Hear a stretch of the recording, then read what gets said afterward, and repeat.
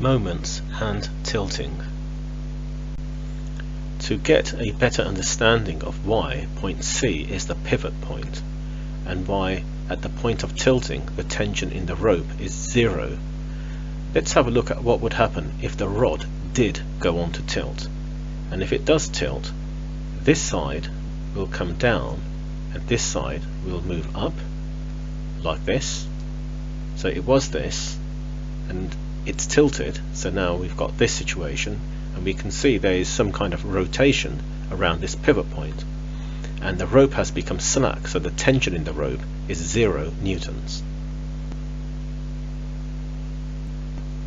Now on a diagram, this system with various measurements added looks like this.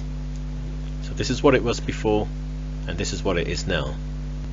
So we have to work out the value of x, which is the distance between the center of gravity where the weight acts from point A.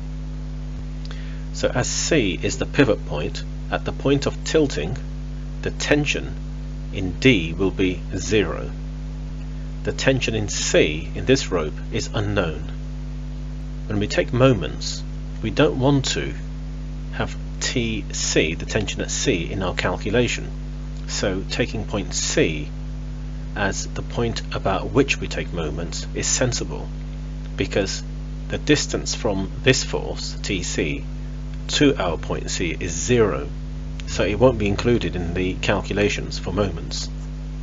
So taking the clockwise sense as positive, moments around point C,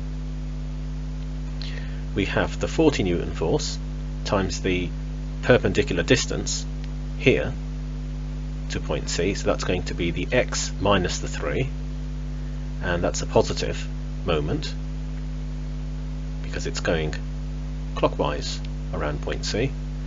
And then the 25 Newton force, which is pointing downwards, so in this direction we're going anti-clockwise about point C, so force times perpendicular distance, and this time the moment would be negative because it's anti-clockwise. And then we just solve to work out x.